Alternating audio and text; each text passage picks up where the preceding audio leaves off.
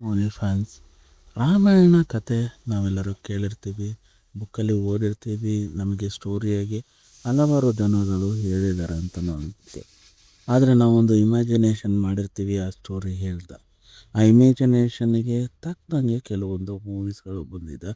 ಆದರೆ ರಿಯಲಿಸ್ಟಿಕ್ ಆಗಿರೋ ರೀತಿ ಈಗ ರಾಮಾಯಣ ಒಂದು ಕಥೆನ ಇಟ್ಕೊಂಡು ಒಂದು ಮೂವಿ ಬಂದಿದೆ ಅಂತ ಅನ್ಬೋದು. ಹಾಗೆ ಹಲವಾರು ಡೈರೆಕ್ಟರ್ಸ್ಗಳು ಅವರ ನರೇಸಿವ್ ಸ್ಟೈಲಲ್ಲಿ ಈ ಮೂವಿನ ತೆಗ್ದಿದ್ದಾರೆ ಅಂತ ಅನ್ಬೋದು. ಆ ಮೂವೀಸ್ಗಳನ್ನು ನೋಡಿದ್ದೀನಿ ಅಂತ ಅನ್ಬೋದು. ಆದರೆ ಈ ರಾಮಾಯಣ ಒಂಥರ ಸ್ಪೆಷಲ್ ಆಗಿದೆ ಅಂತ ಅನ್ಬೋದು. ಇದರಲ್ಲಿ 2 ಭಾಗದಲ್ಲಿ ರಿಲೀಸ್ ಮಾಡೋಕ್ಕೆ ಪ್ಲ್ಯಾನ್ ಮಾಡಿದ್ದಾರೆ.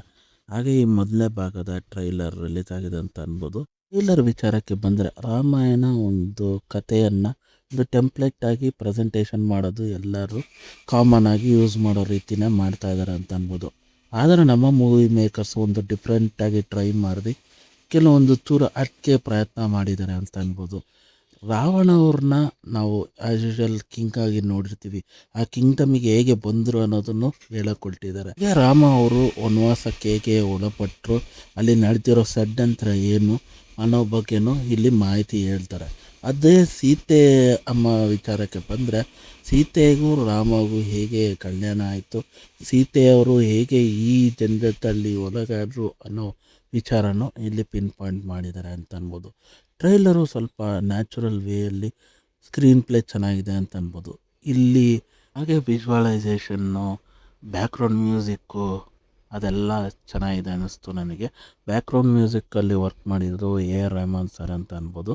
ಹಾಗೆ ಇದರಲ್ಲಿ ಕ್ಯಾರೆಕ್ಟರೈಸೇಷನ್ಸ್ಗಳು ಹೇಗಿರುತ್ತೆ, ಆ ಕ್ಯಾರೆಕ್ಟರ್ಸ್ಗಳು ಹೇಗೆ ಇಂಪ್ಯಾಕ್ಟ್ ಮಾಡ್ತಾರೆ ಅನ್ನೋದನ್ನು ಟ್ರೈಲರಲ್ಲಿ ಒಂದು ಝಲಕ್ಕಾಗಿ ಬಿಟ್ಟಿದ್ದಾರೆ ಅಂತ ಅನ್ಬೋದು. ಆದರೆ ಒಂದೇ ಒಂದು ಕ್ಯಾರೆಕ್ಟರ್ ನನಗೆ ಮಿಸ್ ಹೊಡಿತು, ಹನುಮಾನ ಕ್ಯಾರೆಕ್ಟರ್ ಅಂತ ಅನ್ಬೋದು. ಆ ಕ್ಯಾರೆಕ್ಟ್ರ್ ಏನು ಕಮಾಲ್ ಮಾಡುತ್ತೆ ಅನ್ನೋದು ನನಗೆ ಇನ್ನೂ ಕ್ಯೂರಿಯಾಸಿಟಿ ಆಗಿದೆ ಅಂತ ಅನ್ಬೋದು. ಅದೇ ರೀತಿ ಡೈಲಾಗ್ಸ್ ರೈಟಿಂಗು ಚೆನ್ನಾಗಿದೆ. ನಾನು ಕನ್ನಡ ಲ್ಯಾಂಗ್ವೇಜಲ್ಲಿ ಈ ಟ್ರೈಲರ್ನ ನೋಡಿದೆ. ಡೈಲಾಗ್ಸ್ ರೈಟಿಂಗು ತಕ್ಕ ಮಟ್ಟಿಗೆ ಸಖತ್ ಪವರ್ಫುಲ್ಲಾಗಿ ಇಂಪ್ಯಾಕ್ಟ್ಫುಲ್ಲಾಗಿತ್ತು ಅಂತ ಅನ್ಬೋದು. ಹಾಗೆ ಟ್ರೈಲರು ನನಗೆ ಇಷ್ಟ ಆಯಿತು. ಒಂಥರ ನ್ಯೂ ಫ್ರೆಶ್ನೆಸ್ ಕೊಡ್ತು ಟ್ರೈಲರ್ ನೋಡ್ತಾ. ನೀವಿನ್ನೂ ಈ ಟ್ರೈಲರ್ನ ಚೆಕ್ಔಟ್ ಮಾಡಿಲ್ಲ ಅಂದರೆ ಒಂದು ಸತಿ ಹೋಗಿ ನೋಡಿ. ನೋಡೋದಾದ್ಮೇಲೆ ಏನಿಸ್ತು ಅನ್ನೋದನ್ನು ಮರೀದೆ ಕಮೆಂಟ್ ಮಾಡಿ ತಿಳಿಸಿ. ಮತ್ತು ಮುಂದಿನ ವೀಡಿಯೋದಲ್ಲಿ ಸಿಗ್ತೀನಿ.